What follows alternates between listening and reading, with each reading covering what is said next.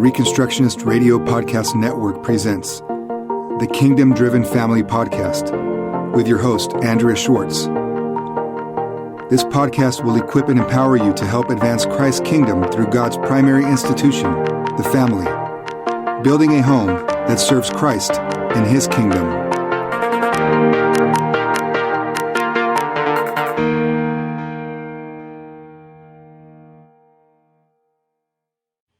Hello, it's March 26, 2019, and this is another edition of Homeschooling Help. I'm Andrea Schwartz, joined by my co-host in Virginia, Nancy Wilk. Hi, Nancy.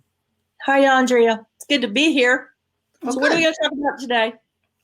Well, this series that we started last week is about, I entitled it Outside the Box. And by that, I mean, it's very easy for homeschoolers to get into the box of this is what we have to do. And they get very, very, sometimes academically nearsighted, that we have to get through the curriculum. We have to do so many workbook sheets or whatever it is. And then for the students and for the teachers, often it becomes somewhat of a drudgery because we got to get through our stuff. And then there's the rest of life. Right. And we got to squeeze that in at the end after we finish, all the 100 math solutions that we're practicing. Right. And we've talked about this in other discussions we've had, that education has an academic component, but it's not the only component. And last week, we talked about preparing for life. And I think it's safe to say for anybody who is post their quote unquote school years, there are a lot of things that were spent time on that they don't use. As a matter of fact, do they even remember that, did I really learn that? Or what was the point of learning that? And so there's two facets. There's you learn stuff, but you don't know why. And then there's spending a lot of time on things that aren't necessarily going to be useful for you as you try to serve the kingdom of God. Right. To that point, one of the things that I often find in my own life is, I think, why didn't anybody tell me about this part of what we need to really learn to navigate life? So that's really important to think about those things, because we only know what we know. And if we learned it this way, then we don't know the alternative or the proper position with which to approach life. Right. So another facet of homeschooling, especially if you get grilled by well-meaning family, friends, neighbors, is, are you qualified? Are you qualified? Can you do this? What's your degree in? Well, we've established that a set of parents, or if it's even a single parent who's homeschooling, if they are focused on serving God and raising their children in the nurture and admonition of the Lord, they can be considered faithful servants in God's eyes by doing it. However, nobody just wants to be, I'm above reproach here. They want to go beyond it oftentimes. And that means that you have to widen your circle. You don't know how to do everything, and nobody knows how to do everything. The college professor, who everybody thinks is just wonderful in his field, may know nothing about agriculture, may know absolutely nothing about how to make sound financial investments. And so this idea that the homeschooling educator has to know everything is unrealistic, because that's not how it is for other educators. Right. I see. So where am I going with this? Well, early on, one of the things you should do with your children is observe their gifts, their talents, their inclinations. If one shows a propensity towards music, that's something that should be developed. It isn't that they accidentally stumbled on it. You've just discovered one of the things, or among the things, that God has placed into that child of yours. The same way, if somebody can fix things very well, but maybe that's not your forte. Maybe you can't do either of those things. Well, this is where, hopefully, as you are finding yourself in Christian community, that you befriend and get to know people who do these kinds of things, and then offer them the opportunity, because it's an opportunity for both the person who's learning and the person who might be teaching, to say, would you spend some time with my son or daughter, acclimating them on how to do certain things? And so you're doing two things. You're getting an opportunity for your children to learn how to do things. And it doesn't just have to be things they have talent in. I remember one time my girls and I were going on a trip from California to Arizona. And my thought was, what happens if we get a flat tire? So there was somebody within the community that we were affiliated with, and we went over to his house and he showed us how to change a tire. This is what you do. And I still remember, if you want to make something tight, it's right. You turn it right. Something you want to make it loose, it's left. I never learned that before. Righty tighty, lefty loosey. Exactly. But I didn't know that. Right. Okay. And so then I had two girls and myself who at least didn't have to be intimidated to use a jack or things like that. So the point here is that we can gain a lot of skills ourselves by learning. And just because you're post your schooling years doesn't mean you can't learn things. I've learned a lot of things over the years that I didn't either have time for or I didn't want to. I often joke I should have gone to the home ec class rather than a lot of the other things that I thought were more important, because it would be nice to be able to really use a sewing machine well, right? I don't have that skill at this point. So finding people who have a skill, maybe it's carpentry, maybe it's, let's say somebody at, your church or your homeschool community, you find out that he's building a fence. How about you offer to have your son go help him? In the process, he'll learn how to use tools and things of that nature. And so whether or not your son ever becomes a carpenter or goes into business of fixing fences, it's a skill set that he has. Now you might say, yeah, well, we don't have time for that. We have to go through math. It's like, no, you don't. No. You have to make time for that. Do you know how much it costs to call somebody that can really work a hammer and a screwdriver? Right. That could be very pricey to have to pay for at the other end, when it would be a lot cheaper to learn how to do it, so you can just handle those things yourself. Even if that's not going to be your profession, you still need to have some ability in those things.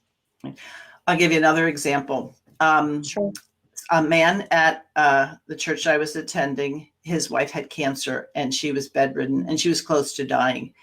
And I came over to help him one day, and she had soiled the bed. And so now we had to change the bed, in which he had learned how to do without getting her out of the bed.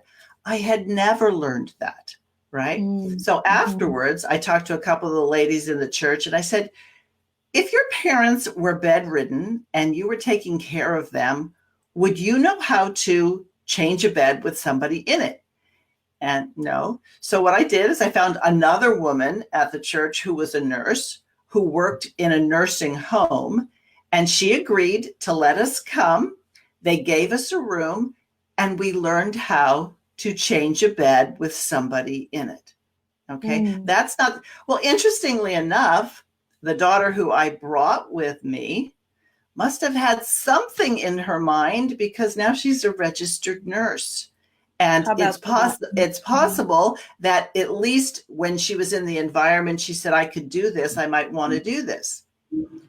That same daughter, along the way, when it came time to do biology, it's not that I hadn't done well in biology, but I didn't love it. And I think that it's really important when anybody's teaching your children, or you're farming out this, that you give them to someone who loves what they do. Well, there's a fellow homeschooler down the street, and so my daughter brought the microscope, and that woman happened to be a nurse herself. And she would say to my daughter, oh, you're very good at this. You have natural aptitude for this. I really see that you understand human biology. Well, she had influence in terms of my daughter becoming a nurse.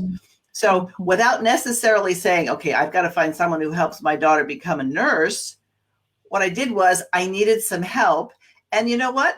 She was very glad to help me. And when my daughter recently got married, she was among one of the guests, and she was very, very happy to be there because she had invested. And I think this is a way to build community, because we're all going to face having to take care of elderly parents or having to fix things in our parents' home when they get older and can't do it. Why not have a big facet of what we're doing is rewarding the children who do the things we ask them to do, not with money or toys, but with opportunities to learn. Let's reward them with opportunity. Right. I remember when my kids were little, one of the things that we talked about in terms of making money, a lot of times those things that we chose to do were not in exchange. We were not exchanging hours for dollars, but the relationship and the learning and the experience and exploring these things, because they don't know what they really can do sometimes until they try it and get exposed to it. And there's just things that we can't always pick up in a book, especially like you say, if it's not our, something that we are particularly enthusiastic about. Right. And this goes into lots of different opportunity. It doesn't have to be an official mentorship or an official apprenticeship.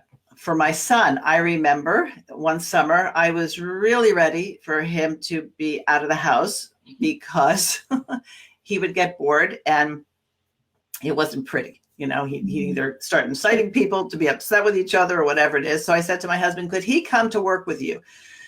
Well, my husband worked at a car dealership, and so they let him do things around the car dealership. He had to paint numbers on, curbs.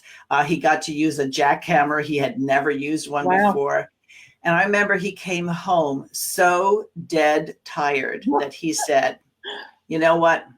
I'm going to learn to work with my mind rather than my hands, because this is exhausting. Well, that's really funny. It was a good experience for him. Mm-hmm. And he does. He, was always business and entrepreneurial minded. And, he now runs his own company and has the ability to learn things because we gave him that opportunity, that if he wanted to do something, well, this is, if you want to spend the time, this is what you have to do. You have to go figure it out. Right. And in his case, learn how to use a jackhammer. Yeah.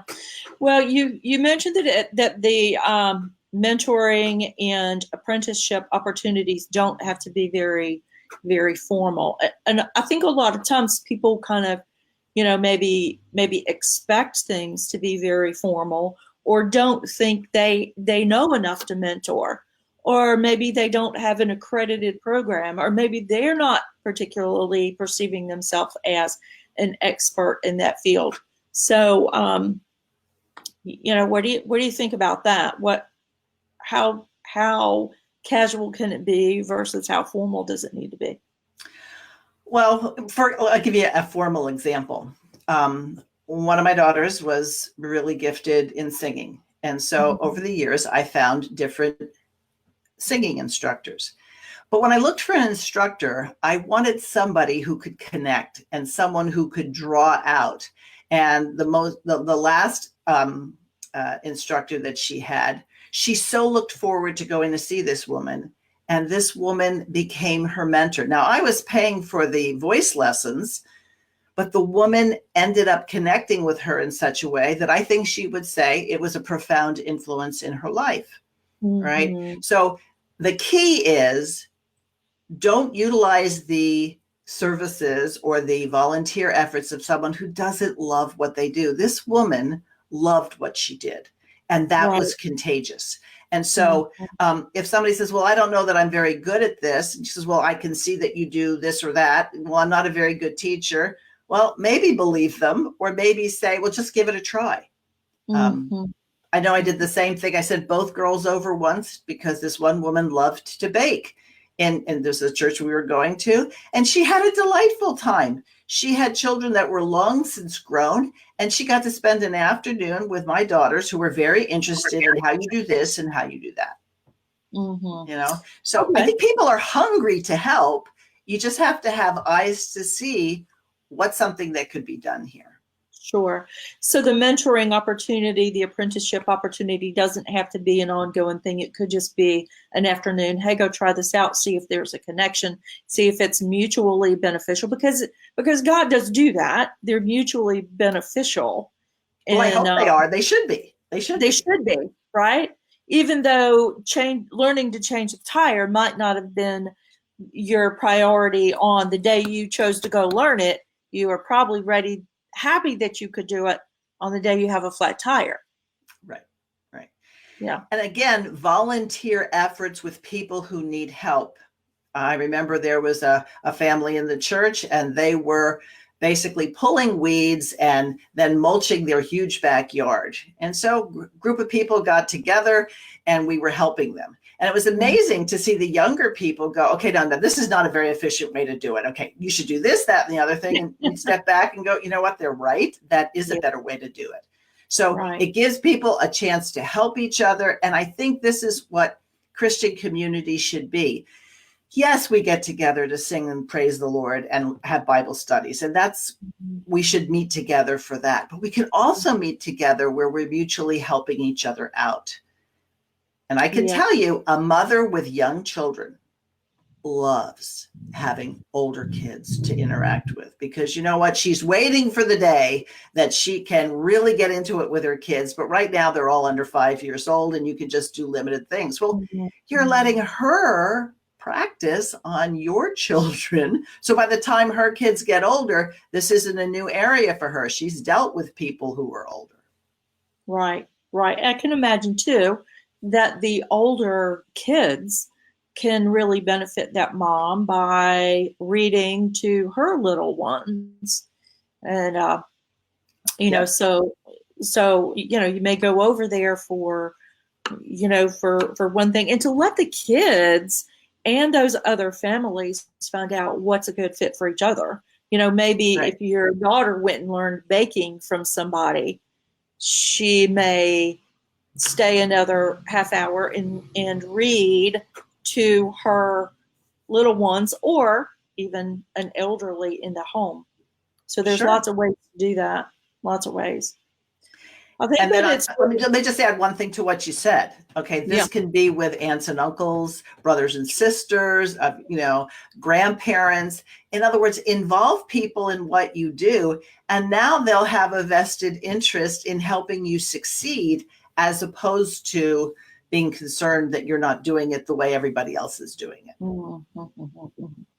I think that it's important to know how to assess the qualifications, and so that we're not necessarily just looking for the PhDs or the people that are charging the most amount of money. And I say that because I had an experience some years back with a younger person who was proud to announce that because they had graduated from a particular Bible school, now they're qualified to teach the Bible. And, while for a whole lot of people, they may agree with that assessment, but the scripture tells us that it's the regenerate men and women who have been transformed by the power of God, and that their mind is being conformed to the Word of God. That's what equips us for that ministry and for particular usefulness in the Lord's service. So I would say that, while a love for biology is an important thing, that biology teacher doesn't necessarily have to have a PhD in it, just an appreciation for God made these things and a willingness to work with your children and your family. Right. And you need to be selective. You could have a very gifted person in, let's say, gardening. If you have an interest in gardening, your son or daughter wants to start a garden in your backyard. Okay, so you find somebody who'll help you.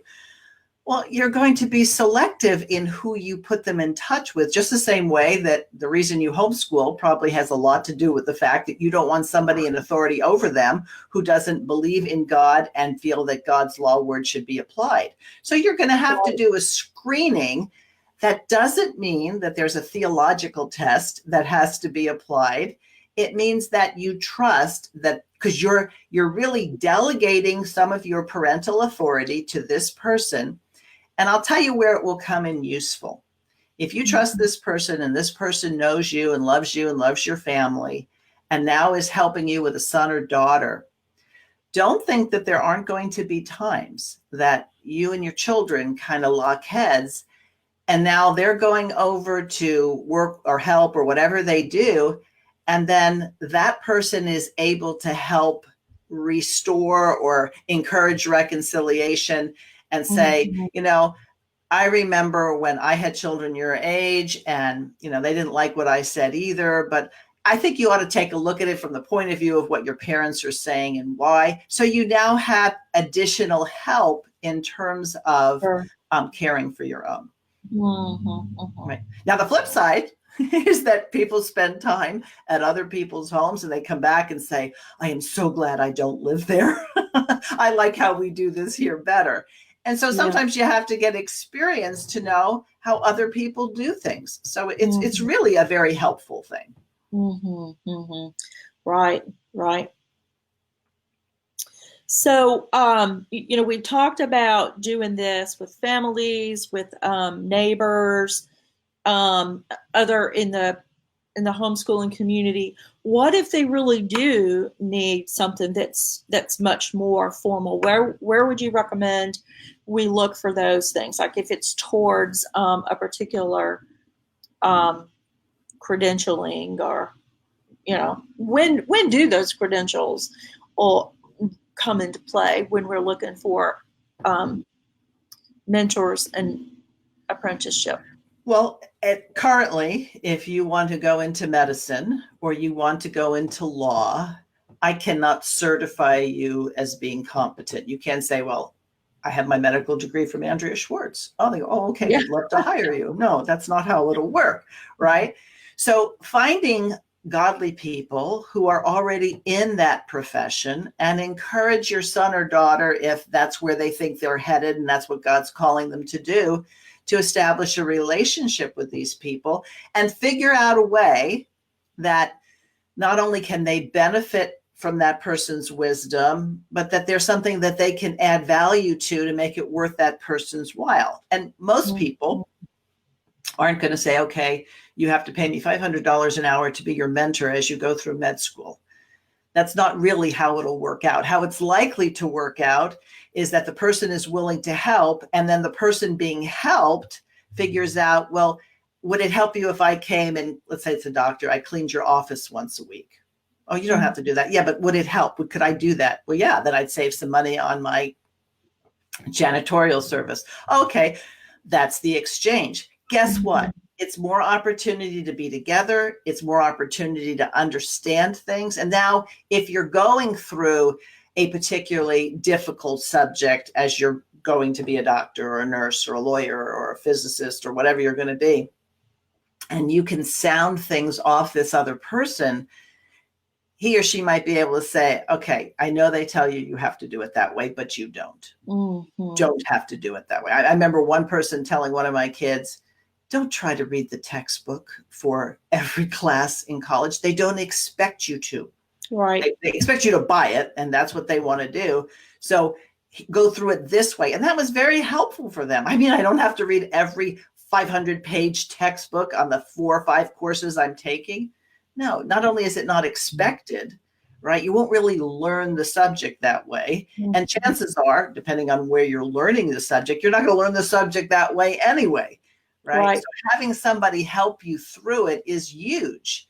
And again, we're supposed to help each other. The scripture says, do good unto all men, especially those of the household of faith. So it's not like you're a burden on somebody who's helping you. You shouldn't be. It should be part of their Christian service that says, yeah. And here's the thing. Parents, don't decide that your child should be a doctor. He or she doesn't want to be a doctor. And you're sending him now to the doctor to make him want to be a doctor. Don't do that to either one of them. Just like you don't want to send your child to be mentored or apprenticed or even taught by someone who doesn't love what he does. Do not send somebody who doesn't want to do this. There's nothing more frustrating than teaching someone who doesn't want to learn. So don't do that. That'd be a great way to end a friendship. Right. Another thing along those lines, don't send somebody to convince your kid of something like that. That's a great point. But another thing, when we're looking at going to doctors' offices or going to lawyers' offices, there are HIPAA laws and confidentiality issues that need to be considered appropriately before they're going to let you in there and talk about things or let you come and do things. And so, teach your children the earliest age to be trustworthy, and to know their own boundaries, because that's going to give you more. That's going to increase their opportunity and yours in being able to for other people to be willing to mentor them when they get older in some of these other these other ways, going in baking or helping someone clean their yard is one thing, but to be invited into the lawyer's office to shadow for the day or to the nurse's desk, that is a much higher, that's a much higher and more just different place. So we have to be trustworthy. We have to know what we're asking in some of those spaces. Exactly. I remember with my son, he thought he wanted to be a lawyer. We had a friend who was a lawyer. So he let my son come and sit in on an arbitration that he was doing. He cleared it with both the clients. They said, we have no problem with that. He understood what the boundaries were. And he got to experience it the same way when we were having one of the animals that we had rescued, and that animal was going to the vet and having surgery. I said to the vet, is it okay if my girls come in and watch the surgery? He was delighted. Yeah, let's do that. That's cool. You see, when back before you couldn't do this, if we were going on a plane, I'd ask if it'd be okay for my son, he was the one who was interested, go into the cockpit and talk to the pilots. I don't think you can do that anymore, but you could do it then. And see, the point being is keep opening up the world, and it's an opportunity. That's why I said, rather than reward kids with money, reward them with opportunity, an opportunity to experience the mature world of people who work and do valuable things. Right. Well, that's very exciting. And, speaking of apprenticeship, we do a lot of work around here. So we love apprentices. If you're in the area and, or even if you're not, we'll figure out a way to connect you somewhere. So we would love to help make those connections. Yeah. And I think in a lot of ways, I mean, I've had young ladies approach me and say, will you mentor me? And I say, okay, what is it you're looking for? Well, I'm looking for someone to help me sort through some of the decisions I have to make. That's fine. A good mentor doesn't go and chase the mentee, the person being mentored. It's a person who says, I'm available, I'll here to help. And it was interesting. Recently, my daughter got married, and there was a whole table at the wedding of women I had mentored and who had become friends with my daughter, etc. So it's you get to see that the line between friendship and mentorship is sometimes very, very blurred, because it starts off one way, but then it becomes a solid friendship. Yeah. And in business, we see very often that a person can be your mentor in one field, and then you can have another mentor in another area of interest. So it's okay to have multiple mentors. And even, people might be your mentor and not really be conscious of it. Right, exactly. Some people want to morph. I remember one woman said to me, I've been reading what you write about mentorship. Are you mentoring me? And I said, well, am I? And she says, I don't know. She says, I think so. I said, yeah. She goes, I thought we were friends. I said, we are friends. Right. But when you come to me asking for advice, or you come to me and you're wondering how you should do something, you're saying, would you give me some input? Right. So for me, not only do I mentor, there are a number of people who are currently mentoring me. Do they know they're mentoring me? Some do, some don't. If I want to learn something, and learning something is one thing, the mentor is really good at helping you apply it. Let's go back to that fence analogy, the guy who's building the fence, because his time is valuable and he doesn't want to spend more than he has to. He's going to show you the economical way to do an excellent job, as opposed to, not knowing how to do it and having to pay double to have somebody else come in. So if you want a mentor, or if you want an apprenticeship, don't look for somebody to come chase you. If you want to do that, you need to speak up.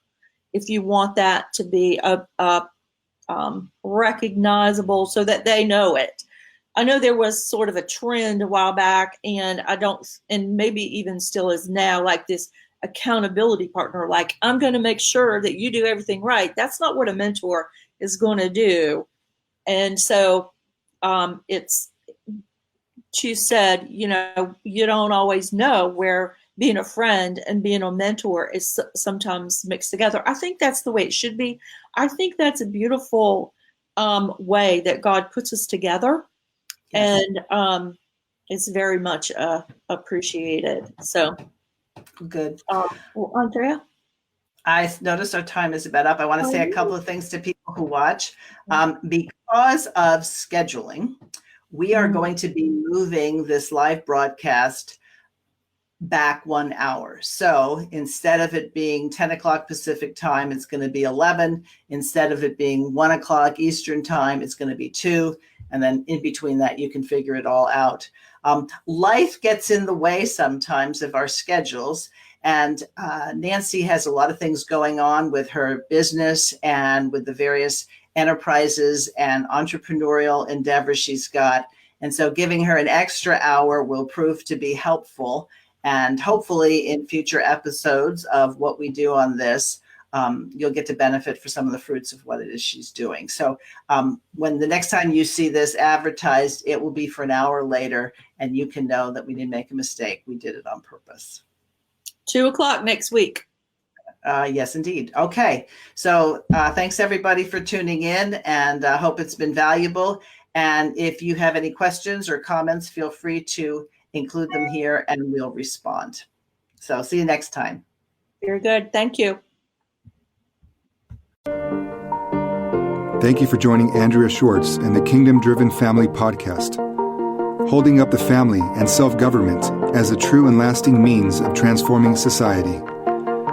Please visit thekingdomdrivenfamily.com and reconstructionistradio.com.